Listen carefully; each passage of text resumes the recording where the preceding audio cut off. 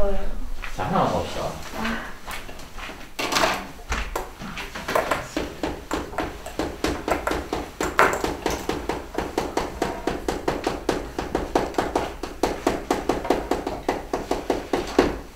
자, 이런 예제를 한번 들어볼게요, 얘들아.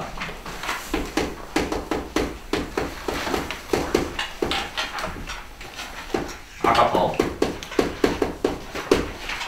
자, 2차 방정식이 요렇게 나와 있어. 요렇게. 2차 방정식이 요렇게 나와 있을 때 우리가 아까 거 식을 이용해 갖고 인수분해를 하게 되면은 이렇게 나오지. 그치? 인수분해 하게 되면은 이제 근해공식 쓰지 말자고 이거. 인수분해가 바로 되는 형태니까 인수분해가 되는 거는 적극적으로 인수분해를 활용을 해서 이렇게 두 1차식의 곱으로 쪼개는 걸 연습을 해야 된다고 2차 방정식을 풀 때. 그럼 x가 얼마가 나오냐면은 2차 방정식을 쓸 때 항상 이렇게 써줘야 돼 형태를. x가 4 또는 x가 마이너스 1이 나온다. 왜냐면은 얘는 0을 만족시키는 x값, 너는 0을 만족시키는 x값이 각각 4랑 마이너스 1이 나오는 거니까. 자, 근데 여기서 우리가 신기한 일이 발생한 게 뭐냐면은 근이 4랑 마이너스 1이라는 거잖아. 그럼 이거 한번 해볼게. 두 근을 한번 더해볼게. 두 근을 더하면은 얼마가 나오냐면은 3이 나와 얘들아. 두 근을 한번 또 곱해볼게. 두 근을 곱하면은 마이너스 4가 나온다. 한 가지 예제만 더 들어볼게요.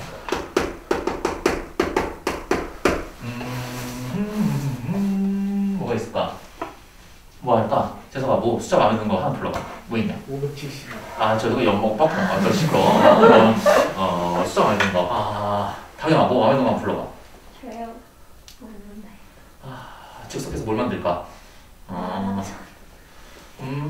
17. 9,564. 이렇게 만들어볼까, 얘들아? 이렇게 만들었어. 자, 봐봐, 얘들아, 이거. 아니다, 이렇게 해보자. 자, 이렇게 만들었어, 얘들아. 이렇게 만들었잖아. 자, 2차 방정식 풀 거야. 풀 건데, 먼저 너네가 뭐부터 확인을 해야 되냐면은, 아니다, 이렇게 해볼까, 얘들아? 아, 이렇게 바꿔보자. 또 종합 문제로. 즉석에서. 자, 이렇게 바꿨으면 되는데, 2차 방정식이 이렇게 있어. 너네가 가장 먼저 체크해야 될 게 뭐냐면은 바로 얘야 얘. 이거 인수분해본 2차 방정식은 문제를 풀 때 중요한 게 뭐냐면은 최고 차이 계수가 마이너스면은 항상 저 마이너스를 어떻게 해야 돼? 먼저 제거해놓고 문제를 시작을 해야 돼. 그럼 얘는 마이너스가 있잖아. 등식이니까 마이너스 1을 먼저 곱할 수가 있지. 그럼 등식이니까 마이너스 1을 먼저 곱하는 것도 생각할 수 있을 거고, 또 개수들의 관계가 서로 어때? 개수들의 관계가 서로소가 아니지 한 번 약분도 가능하지 않아? 그 양변을 마이너스 2로 나눠주게 되면은 x제곱 이게 얼마였냐? 4로 바꿔야 되겠네. 미안해. 4 x제곱 더하기 2x 마이너스 10은 0이다. 아닌가? 아 맞구나. 아깝게 이렇게 바꿔야 되겠네요. 이렇게 바꿔놨잖아. 그럼 이제 인수분해 되는 게 바로 보여야 돼.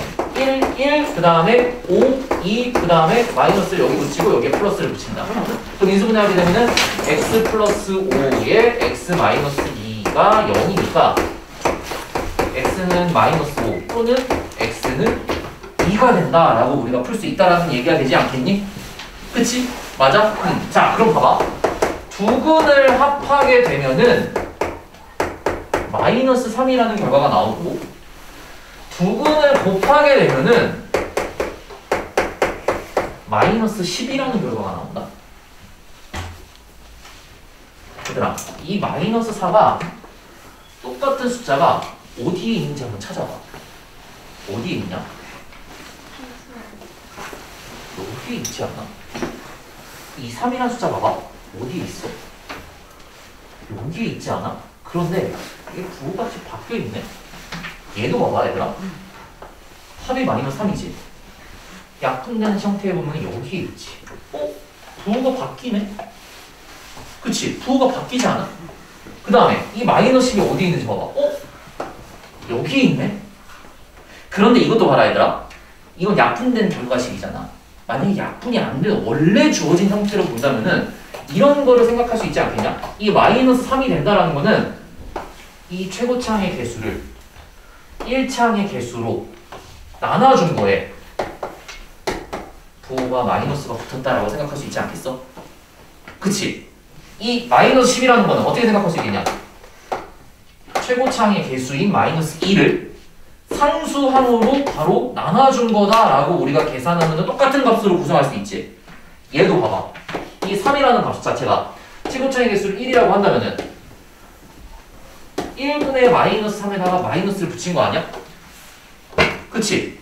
그리고 이 마이너스 4라는 거는 최고차항의 개수를 상수항으로 나눠준 값과 b가 똑같지가 않아? 그럼 우리가 이런 결과를 딱 정리할 수 있다는 거야. 이 결과가 뭐냐면은 2차 방정식이 이렇게 나와 있고 두 근을 얘들아 이제 이런 것도 너네가 쓸 줄 알아야 돼. 두 근을 어떻게 쓸 거냐면은 이렇게 자, 너희 쓰는 거 그대로 봐야 돼. 이렇게 쓰는 거야 얘들아. 막 알파 베타 쓰라고 할 때 막 이렇게 쓰고 그 다음에 막 베타 막 이렇게 쓰는 애들 있어 얘들아. 쓸 때 이렇게 쓰는 거 아니야. 잘 봐. 지금 다시 한번 고쳐야 돼. 이렇게 쓰는 거야 얘들아. 알파는 베타는 이렇게 쓰는 거야. 이렇게. 이게 그리스 문자거든. 그래서 보통 방정식을 표현할 때 해를 구하라 그러면은 해를 보통 두 분의 알파 베타라고 표현을 합니다 여러분들. 자 그러면은 알파 베타가 나와 있을 때 우리가 어떤 관계식을 얻을 수 있냐. 두 분이 알파 베타잖아.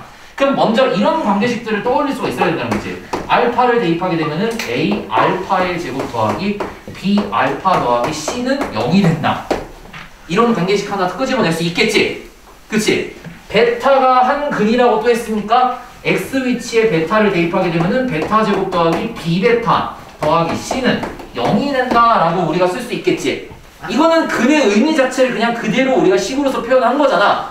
근데 이거는 보통 문제 풀 때 사용할 일은 거의 없을 거야 내가 보기에는. 그러니까 이런 식도 일단은 생각은 할 줄 알아야 돼. 문제 푸는 아이디어에서 이런 게 가끔가다 쓰일 일이 있어. 문제를 풀다 보면은.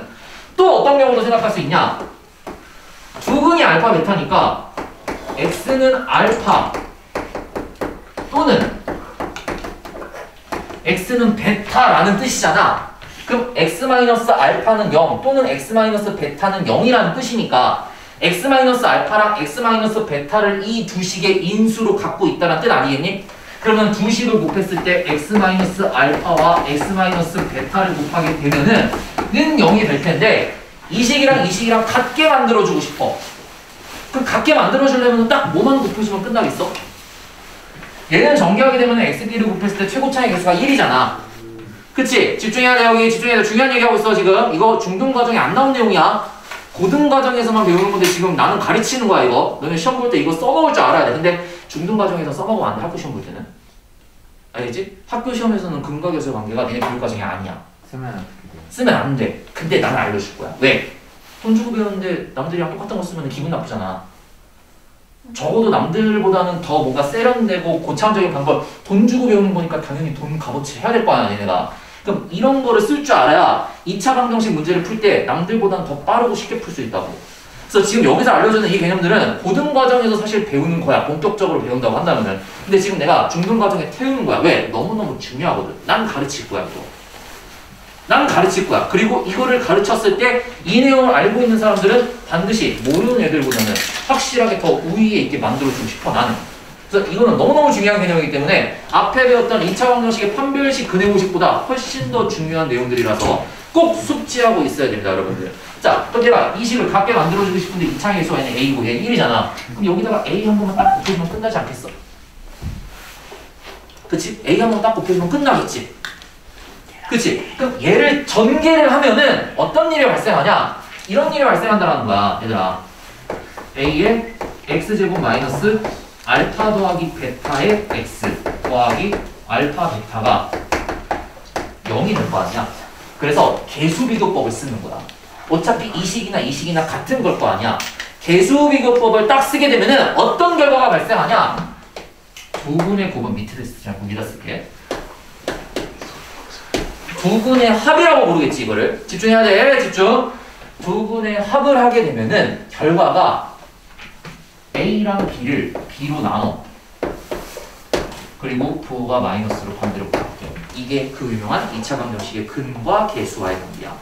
두 근을 알고 있으면은 또는 두 근을 합을 모르더라도 두 근의 합만 알고 있으면은 계수비를 이용해서 우리가 찾아낼 수도 있고 또는 두 근의 그냥 2차 방정식의 계수만 알고 있으면은 내가 두 근을 안 구하더라도 두 근의 합 정도는 바로 찾아낼 수가 있다라는 거야.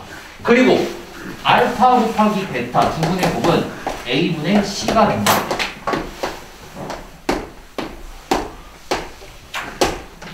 이게 그 유명한 2차 방정식의 근과 계수와의 관계입니다, 여러분들. 반드시 알고 있어야 돼, 이거는. 이거 모르면은 그냥 못 가. 거짓말이 아니고. 아무것도 할 수 없어, 이거 모르면은. 지금 미리 알아놔야 돼. 집중해야 돼, 얘들아. 그럼 봐봐. 이렇게 쉽게 풀 수 있는 것들은 우리가 근과 계수의 관계를 굳이 이용을 안 하더라도 너무너무 근들을 쉽게 구할 수가 있는데 왜 저 근과 계수의 관계를 알고 있어야 되냐? 이런 것 때문이라는 거지. 아니, 이런 보기가 나와.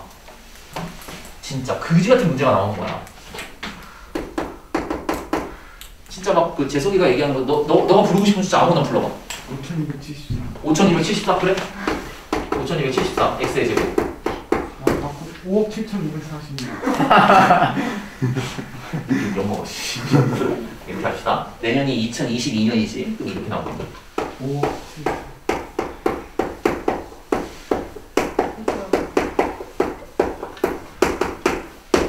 이 2차 방정식이야, 얘들아. 개수가 2022, 2021, 2020인 거야. 근데 이렇게 물어보는 거지. 두 근을 알파, 베타라고 할 때, 두 근을 알파, 베타라고 할 때 이걸 물어보는 거야. 두 근의 각각 제곱의 합은 얼마냐? 왜 근과 계수의 관계를 알고 있어야 되냐면은 이런 거 물어볼 때 너무 강력하게 사용할 수 있다라는 거야. 왜? 이거 딱 보는 순간 두 근을 그럼 알아야 되잖아. 그럼 두 근을 만약에 내가 근과 계수의 관계를 모른다면은 이거 딱 봐도 인수분해 가능하게 생겼냐? 언제 찾으려고? 그래서 이 짓을 해야 된다는 거지. 그러면요, 선생님, 내가 근해 공식 쓸 거야. 선생님, 말리지 마. 그러면서 이 A분의 그럼 뭐야? 얼마 나오겠냐? 4044야? 4044분의 마이너스 2021 플러스 마이너스 루트 2021의 제곱 마이너스 4AC 이거 풀어야 되잖아, 얘들아. 그치? 딱 봐도 근데 이거 허근 나올 것 같지 않냐? 허근 나오지? 왜냐면은 얘가 2021 두 번 곱한 건데 이미 2020이랑 2021인데 이거 4 곱하면은 얘가 당연히 얘보다 더 크잖아. 당연히 루트 n이 한 배씩이 0보다 나오기 때문에 일단 허근이 나와버려, 얘들아. 허근이 나온다고. 그럼 허근 자체를 너네가 이미 구할 수가 없잖아. 근데 학교 시험에서는 두 근을 딱 갖다주고 허근이건 중근이건 실근이건 상관없이 두 근의 합의 제곱의 값은 각각 얼마니? 라는 걸 물어볼 거라는 거지. 그럼 근과 계수의 관계를 알고 있으면은 이거를 너네가 활용할 필요가 없이 그냥 근해 공식을 이용해서 풀던 인수분해를 못 풀던지 간에 한 큐에 그냥 두 근의 합은요, 선생님, 알파 더하기 베타는 우리가 각각 못 구하더라도 최고차의 개수를 1차의 개수로 나누고 난 다음에 2022분의 2021 값으로 비율을 나타내고 그거가 마이너스라고 바뀝니다. 이렇게 두 근의 합을 찾아낼 수가 있을 거고 그 다음에 두 근의 곱을 찾으라 그러면은 최고차의 개수를 상수항으로 나눈 B값이다 라는 걸 이용해서 2022분의 2022 됩니다 라고 우리가 이렇게 찾아낼 수 있다라는 거야. 복잡하겠지만 찾아낼 수 있겠지. 이렇게 근과 계수의 관계 이용하면. 그럼 우리가 구하고자 하는 게 알파 제곱 더하기 베타의 제곱값은 어떻게 계산하면 되겠어? 곱셈 공식 번역 쓰면 되는 거 아니야? 알파 더하기 베타의 제곱 마이너스 2알파 베타? 그럼 이거 여기다가 대입하고 이거 여기다가 대입해서 계산해주면 답이 나오겠네. 이런 식으로 복잡한 형태의 2차 방정식을 우리가 근과 계수의 관계를 딱 숙지하고 있다면은 너무너무 쉽게 강력하게 사용할 수 있다라는 거야, 얘들아. 그리고 또 이거랑 연결되는 게 뭐가 있냐면은, 자, 이거 여기까지만 하고 이제 끝낼게. 진짜 마지막이야.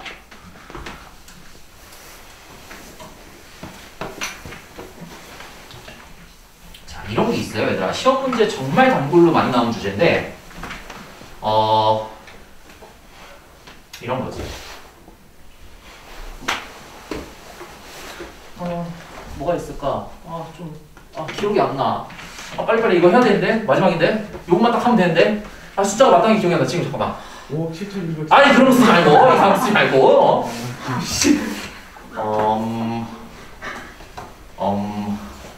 이런 거 말이야.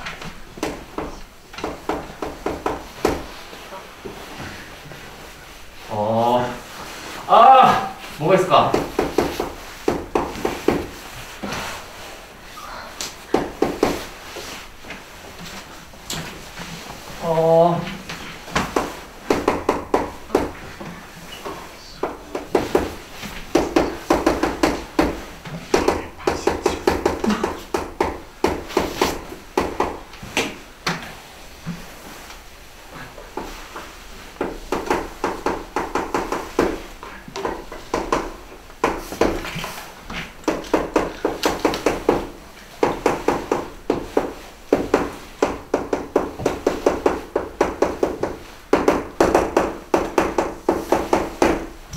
내가 즉석해서 지금 만들어낸 문제거든. 잘 봐봐. 얘들아, 이런 문제가 딱 나오면은 이 근각에서의 관계를 일단 활용해야 되는 문제다라는 거를 바로 캐치해야 돼. 왜냐면은 우리가 2차 방정식의 근의 공식을 쓰게 되면은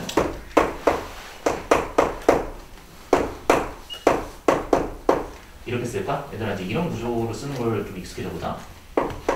루트 t 이렇게 쓰는 게 맞지? b제곱 마이너스 4c라는 구조 자체를. 어차피 저게 t니까. 그치? 근데 이렇게 쓰게 되면은 항상 2차 방정식은 근을 구하는 과정에서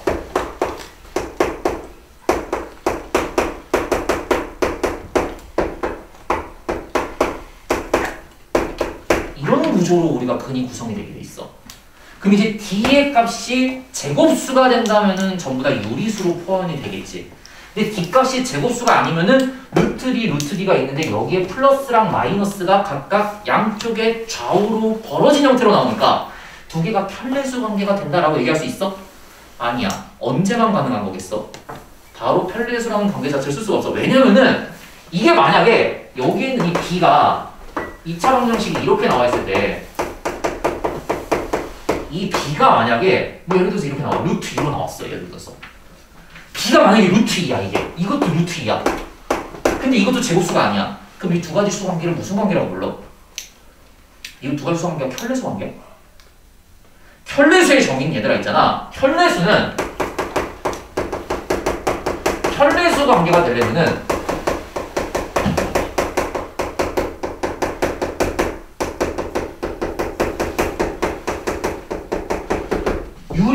무리수 관계에서 부호가 플러스 마이너스를 갖고 여기에 있는 숫자끼리가 전부 다 같은 경우에 대해서만 우리가 편례 관계다라고 부르는 거야. 좌우로 벌어져 있다. 근데 만약에 이 개수 중에 하나라도 유리수가 아니고 무리수로 만약에 설정이 돼 있다면은 이게 편례근 관계다라는 것 자체를 확신할 수가 없다라는 거지. 편례근이 아닐 수가 있어. 왜냐면은 얘가 만약에 루트인데 이거 계산했더니 만약에 이게 뭐 이렇게 한다고 칩시다, 여러분들. 이게 루트 2면은 뭐 d도 마찬가지로 루트 2가 나온 거야. 이렇게 루트 2. 그럼 루트 2가 나와버리면은 얘는 하나는 뭐가 돼버려? 0이 돼버리고 얘는 뭐가 돼버려? 뭐 마이너스 루트 2 이렇게 돼버리겠지. 계산을 하게 되면은. 그럼 0이랑 마이너스 루트 2가 편례수 관계야? 0과 마이너스 루트 2가 편례수 관계냐? 아니야. 편례수의 정의는 엄밀하게 이렇게 얘기를 해. 무리수가 있을 때 무리수 사이에 있는 부호가 서로 반대인 경우만을 편례근 관계다라고 얘기한다고. 편례수 관계다. 그럼 이거 봐봐. 이런 말이 있을 때만 우리가 이런 조건을 사용할 수 있다는 거야. 유리수 관계다. 그럼 봐봐. 이거 유리수지 얘들아. 이 AB도 유리수라는 조건 나와 있지? 그치? 한 근이 2-루트3이야. 한 근이. 그 문제를 딱 보는 순간 너네가 무슨 생각을 해야 되냐면은 개수가 전부 유리수네? 개수가 전부 유리수구나. 선생님 저 개수가 유리수네요? 한 근이 2-루트3이라고 나와 있네? 그럼 보는 순간 너네가 무슨 생각을 해야 되냐면은 여기에서 보는 순간 다른 한 근은 바로 보자마자 2+루트3이 되는구나 라는 거를 바로 캐치할 수 있어야 된다는 거야. 문법이야 얘들아. 방금 얘기했잖아. 개수 중에 하나라도 루트가 만약에 들어가게 되면은 이 두 근 관계를 켤레근 관계라고 확신할 수가 없다고. 그런데 모든 개수가 다 100% 유리수잖아. 세 개가 유리수면은 구조상으로 봤을 때 무조건 켤레 관계가 나올 수밖에 없다라는 거야. 무조건. 한 근이 2 마이너스 루트 3이잖아. 그럼 이 구조상 봤을 때 다른 한 근은 2 플러스 루트 3이 나올 수밖에 없는 구조라는 거지.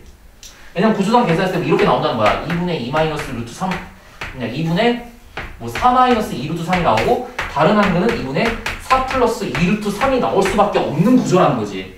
그래서 약분을 해갖고 한 근이 2 마이너스 루트 3이면 다른 한 근은 부호가 반대로 바뀐 2 플러스 루트 3이 나와야 된다라는 거야. 언제일 때? 유리수 관계다라는 얘기가 나왔을 때. 그래서 이런 걸 우리가 유리계수 조건이라고 그러거든.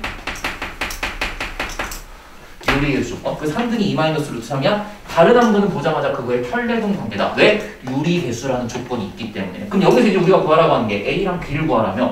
그치? A랑 B를 구하라고 했기 때문에 이제 우리가 근과 계수와의 관계를 바로 써먹으면 된다는 거지. 두 근이 각각 이렇게 나와 있잖아. 그럼 두 근의 합을 우리가 계산하게 되면은 두 근의 합이 4가 나오지? 그 4가 어떻게 나온 거야? 마이너스 A분의 2가 된다. 마이너스 A분의 2가 된다. 그래서 A가 얼마 나와? 마이너스 2분의 1이 나온다 라고 이제 이렇게 계산할 수 있는 거고, 두 근의 곱을 계산하게 되면요, 두 근의 곱은 얘네 곱한 거지? 그러면 합착골이지? 4 마이너스 3인 거 보이냐? 그럼 두 근의 곱은 1이 되는데 그게 A분의 B가 된다라는 거지. A분의 B가 된다. 근데 이미 우리가 A를 두 근의 합 이용해서 구했지. 그치? 그럼 여기다가 대입하게 되면은 마이너스 2분의 1분의 B가 되니까 마이너스 2B가 되지 않겠냐? 계산하게 되면은. 그치? 마이너스 2B가 되겠지? 그럼 우리가 B를 구하게 되면은 B는 마이너스 2분의 1이 된다라는 거야. 그럼 실제로 내가 여기 대입해 볼게 얘들아. 실제로 여기다가 대입을 해서 계산을 하게 되면, 이거 지울게 이제. 실제로 대입을 하게 되면요, 마이너스 2분의 1 x의 제곱 더하기 2x 그 다음에 마이너스 2분의 1이 0이 된다라고 이제 계산할 수 있을 거 아니야. 그럼 2차 방정식을 풀어야 될 거 아니야 내가. 풀려면 항상 이 1차의 개수랑 그 다음에 나머지 개수들을 전부 다 어떻게 하라고? 간단한 정수로 표현하라고. 여기다가 마이너스 2, 마이너스 2, 마이너스 2를 곱해주면 우리가 원하는 아주 예쁜 형태로 나오겠지. 어떻게 나와? x제곱 마이너스 4x 더하기 1은 0이 된다. 그럼 이거 이제 근의 공식 써볼게. 근의 공식 쓰면은 x가 이거 짝수지 얘들아, 짝수. 그럼 짝수니까 b-가 마이너스 2라고 계산할 수 있겠네. 절반 쓰는 거니까. 그래서 a분의 a가 1이지. 2a분의 아니고 이제 바로 근의 공식 짝수 근의 공식 쓸게. a분의 b 다시 마이너스 b 다시 플러스 마이너스 루트 b 다시 제곱 마이너스 a c가 된다. 그럼 봐봐. 2 플러스 마이너스 루트 3 나와? 한 근이 2 마이너스 루트 3이면 다른 한 근이 2 플러스 루트 3이다. 이 결과식을 이용해서도 바로 써먹을 수가 있고, 유리계수 조건일 때만 이런 관계가 아구가 딱딱 들어맞는다고 얘들아. 그래서 근과 계수의 관계가 이런 유리계수 조건까지 확장을 해갖고 너네가 한 큐에 다 정리를 해야 된다는 거야. 이게 우리가 수업 회차 분량으로 따지면 지금 3회차 분량 내가 하루 만에 다 끝낸 거야 지금 개념 자체를. 여기까지 하면 이제 2차 방정식에 대한 개념들은 더 이상 정리할 게 없어. 이게 끝이야. 나머지 이제 니네가 손 연습해야 되고 계속 따라 쓰고 푸는 연습 말고는 내가 더 이상 해줄 게 없는 거야. 계속 나는 이제 너네가 어떻게 푸는 건지에 대한 관찰이 들어갈 거고. 알겠니 얘들아? 아. 오늘 진행은 여기까지 진행하도록 하겠습니다 여러분들. 아이고 힘들어. 이거 안 되냐?